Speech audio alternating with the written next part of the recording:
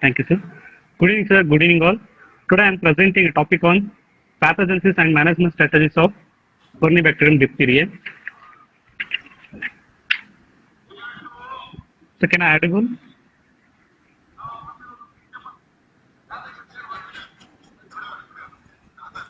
Sir, I am audible. Yes, yes, it's audible. Okay. We can go through introduction. As we all know, Corynebacterium diphtheria is a pathogenic bacterium that causes the diphtheria. It is also known as the Klebs Loeffler bacillus because it was discovered in 1884 by the German bacteriologists called Edwin Klebs and Friedrich Loeffler. The bacteria are usually harmless unless they are infected by a bacteriophage that carries a gene that gives rise to a toxin, and this toxin can cause the diseases. The Corynebacterium diphtheria is an anaerobic, gram-positive, non-motile, non-spore-forming, non-capsulated, toxin-producing, pleomorphic bacillus, which is usually a club-shaped. As we all know, this Corynebacterium causes a disease called diphtheria. This diphtheria is an acute and highly contagious bacterial disease causing the inflammation of the mucous membrane, formation of false membrane in the throat, which hinders the breathing and swallowing, and potentially the fatal heart and nerve damage by a bacterial toxins in the blood. It is now rare in developed countries because of the high rate of immunization. Let's go through the pathogenesis. The Corynebacterium is the bacterium that causes the disease called diphtheria. The bacteriophages introduce a gene into the bacterial cell that makes a strain toxigenic. The strains that are infected with these viruses are harmless. Usually the Corynebacterium diphtheria is rod-shaped and gram-positive, non-spore forming, non-motile. The Corynebacterium diphtheria has been shown to exclusive to the infects to the humans, and it is believed that humans are the reservoir of this pathogen. However, there are some rare cases where the animals like dogs and horses can infect by this. And the disease is primarily in tropical regions and developing countries. The immunocompromised individuals and the poorly immunized adults and unvaccinated children are the greatest risk for the contracting this diphtheria.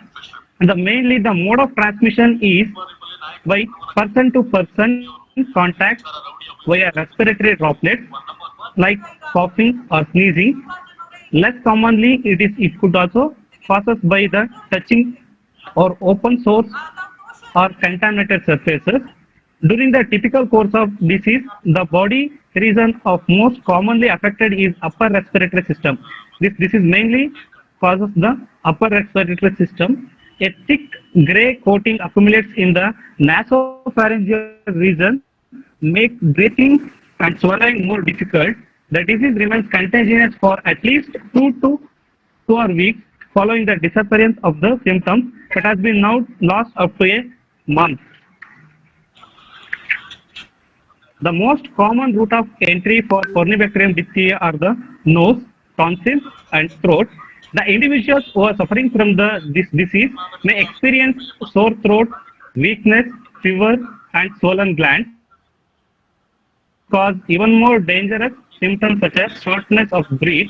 If it is left untreated, the toxin may enter the bloodstream and causes the damages to the kidney, nerves, heart. Extremely, the rare complications include suffocation and partial paralysis. It mainly affects the young children. This typically occurs in the upper respiratory tract mucosa. In adults, the infection is limited mostly to the tonsillar region, and some unusual sites of infections include heart, larynx, trachea, bronchi, and anterior areas of the mouth, include the buccal, mucosa, lip, tongue, and the hard and soft palate. Yes. Once the bacteria have localized in one area, they start multiplying and create inflammatory pseudomembrane. The pseudomembrane is one of the remarkable symptoms in this. The individuals with coccial diphtheria typically have the pseudomembrane grow over the tonsils and accessory structures, uvula, soft palate, and possibly the nasopharyngeal area. In upper respiratory tract, the pseudomembrane can grow on the pharynx, larynx, trachea, and bronchi and bronchioles. The pseudomembrane starts off white in color and then later it becomes dirty gray and tough due to the necrotic epithelium. The pseudomembrane formation on the trachea or bronchi will decrease the airflow efficiency. The overtime diffusion rate in the alveolus decreases due to the lower airflow and decreases the partial pressure of the oxygen in the systemic circulation, which can cause the cyanosis and suffocation. Yes, these are all about the pathogenesis.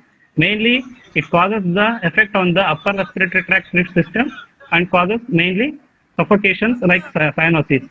Let's move on to the management strategies. When a toxigenic strain of Corynebacterium diphtheria infects the human body, it releases some of the harmful toxins, especially to the throat. So the antitoxins are used to prevent further harm. The antibiotics which are we use like penicillium or erythromycin. The people infected with diphtheria must be quarantined at least 48 hours after being prescribed the antibiotics to confirm that the person is no longer contagious. That some of the tests has been performed to ensure that the bacteria have been cleared. The people are then vaccinated to prevent the further transmissions of the diseases. And this disease is one of the vaccine preventable disease. So vaccines immunization is the only the weapon we have. The wide use of diphtheria vaccines dramatically decreases the rate of infection and allows for the primary prevention of the disease. Most people receive 3-in-1 vaccine that consists of protection against the diphtheria, tetanus, and pertussis, like we generally call DPT vaccine, which are given to the adolescents and adults. And the next strategy for the management of this diphtheria is early detection. As we all know, the early detection can reduce the severity. An active case search for the cases and carriers should start immediately amongst the family and school contacts. As we all know, this is communicable disease, so the early detection should be done. The carriers can be detected only by the culture method. The swabs should be taken from both the nose and the throat, examined by the culture method for the diphtheria bacillus. The test should be made for the virulence of the organism. And the next strategy is isolation. The cases and the suspected cases and carriers should be promptly isolated, preferably in a hospital, for at least 14 days or until proved free of infection. At least 2 consecutive nose and throat swabs has been taken 24 hours apart, and it should be negative for becoming termination of isolation. And the next strategy is for carrier. The carrier should be treated with 10 days course of oral erythromycin, which is the most effective drug for the treatment of carriers. And for contacts, especially the contacts merits the special attention. They should be throat swabbed and their immunity status should be determined. The different situations pose the different options, such as where the person having primary immunization or booster dose was received within previous 2 years, no further action would be needed. And in case where the primary course or booster dose of diphtheria was received more than 2 years before, only a booster dose of diphtheria toxide need to be given. And among the non-immunized close contacts should receive prophylactic penicillin or erythromycin. They should be given in 1000-2000 units of diphtheria antitoxins and actively immunized against the diphtheria. The contact should be placed under the medical surveillance and examined daily for the evidence of the diphtheria for at least a week after the exposure. The bacteriological surveillance of close contact should be continued for several weeks and repeated the swabbing at approximately week interval. And the next strategy is for the community. The only effective control is by the active immunization with diphtheria toxin of all infants as early in life as possible, as scheduled, with the subsequent booster doses every 10 years thereafter. The aim should be to immunize the before the infant loses his maternally derived immunity so that there will be continuous protection from the birth without any gap in the immunity to natural diseases. Therefore, the immunization does not prevent the carrier state. Consequently, the non-immune individuals are protected, are not protected by a high level of population immunity. This implies the immunization rate must be maintained at high level. And some of the diphtheria immunizations are as follows. These may be grouped as below. The combined or mixed vaccines were such as DPT, DTP, diphtheria, tetanus, whole cell pertussis, and DTPA, diphtheria, tetanus, and acellular pertussis, and DT, the diphtheria and tetanus toxoid, and DT, diphtheria, tetanus for adult type. The single vaccines such as FT, the formal toxoid, APT, alum precipitated toxoid, PTAP, purified toxoid aluminum phosphate, and PTAH, the purified toxide aluminum hydroxide, and TAF, toxide antitoxin flocculus, and the antisera such as diphtheria antitoxin. In our state, the TD vaccine has been given to the pregnant women with 2 doses at an interval of 28 days after early confirmation of pregnancy in order to prevent the diphtheria and tetanus among the infants, and to prevent the diphtheria among infants to children up to the age of 16 years. The several types of vaccines of diphtheria has been given. They are as follows.